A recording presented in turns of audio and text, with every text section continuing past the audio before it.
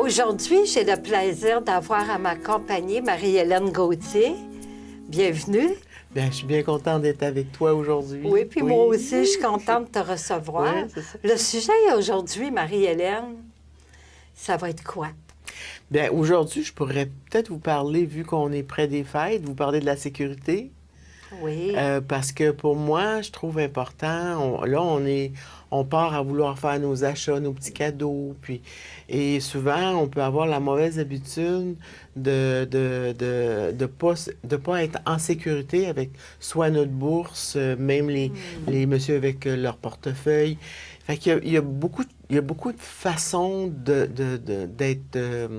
faire attention dans cette période-là. Probablement, quand on va au guichet, d'être discret quand on sort notre argent, de pas trop avoir d'argent comptant sur nous, beaucoup plus la carte, une carte de crédit ou la carte guichet, là. Mais le moins d'argent possible et moins la montrer aux gens.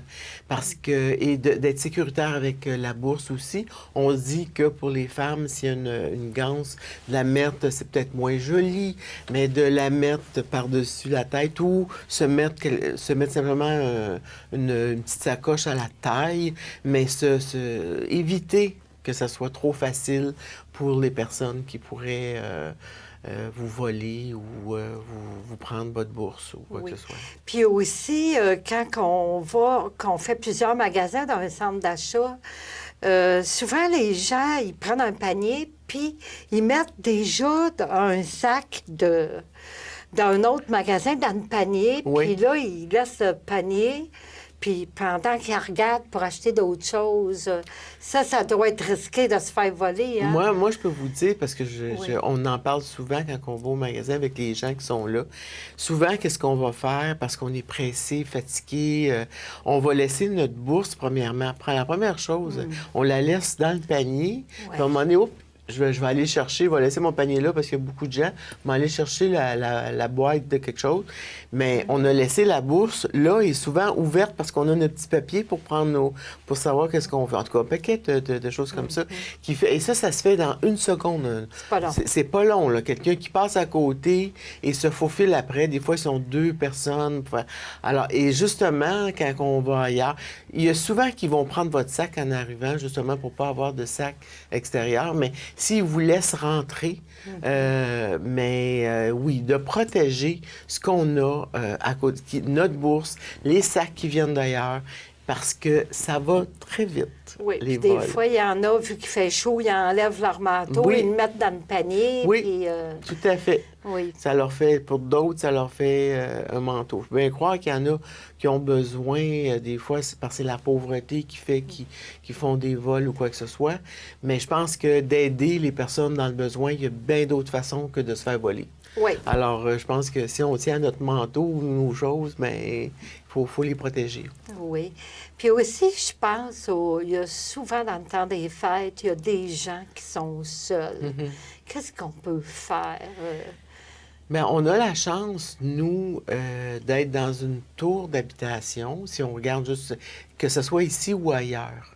Mais quand je regarde ici, il y a beaucoup de voisinage. Oui. Alors, plusieurs peuvent savoir que telle personne peut vivre de l'isolement dans la période des fêtes et qu'il n'y a pas de visite, qu'il n'y a pas personne.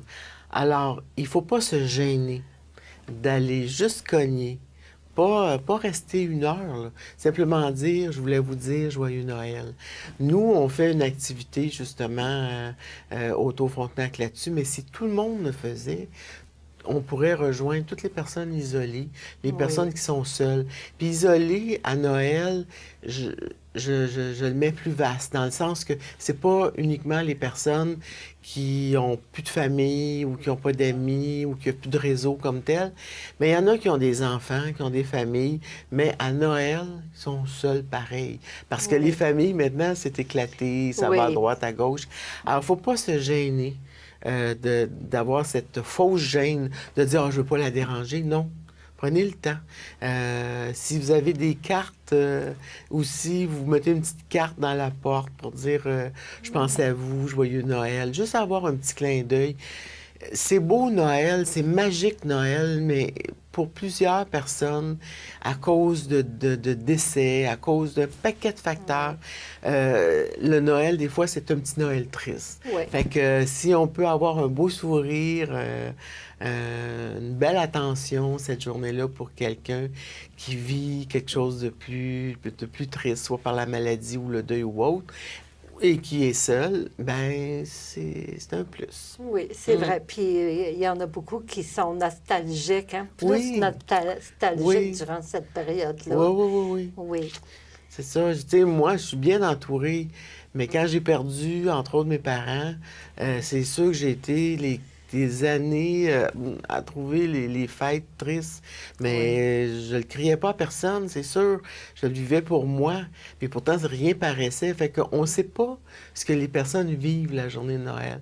Fait que avoir dans cette période-là, et principalement à Noël, un sourire à chaque fois qu'on rencontre quelqu'un, vous savez pas tout ce que ça peut apporter à la personne. Oui, le bien que Le ça peut bienfait faire, que ça le fait. baume Oui. que ça leur donne là, Tout à à fait, leur oui. cœur. Là. Oh, oui. Oui, fait qu'il faut rester aussi à l'affût là, hein, des gens là, qu'on côtoie dans les tours. Hein, Oui, des fois, mais c'est pas hein. difficile, hein, parce que dans le Ouais. temps des fêtes, on est beaucoup plus sensible. Oui, Puis on est plus à la guet de ça. Pour nous, mais évidemment pour les autres. Donc, il s'agit juste de s'ouvrir un petit peu notre grand cœur, puis le petit sourire peut faire toute la différence. oui, c'est vrai. Bien, merci beaucoup, Marie-Hélène, d'être venue à mon entrevue. Puis j'en profite pour te souhaiter des joyeuses fêtes. Ben moi, je veux profiter aussi, autant te souhaiter des belles fêtes à toi et ta famille, mais aussi pour tous les résidents, les locataires.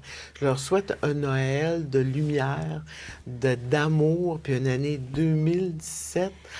Que je peux dire qu'on ait des beaux projets, des belles choses qu'on pourrait faire en 2017, mais avec la santé. La santé. Parce que qui est si on très- a la santé pour tous les âges, là, c'est plus facile de se donner, de s'offrir une belle année 2017. Oui, bien, merci beaucoup, Oui, Marie-Hélène. ça fait Puis moi plaisir. aussi, j'en profite pour souhaiter des joyeuses fêtes aux téléspectateurs. Oui, Merci. Merci d'être venue, Marie-Hélène. ça me fait plaisir. Toute l'équipe de gestion des Trois Pignons et de Service Plus des Trois Pignons vous souhaite un très joyeux temps des fêtes.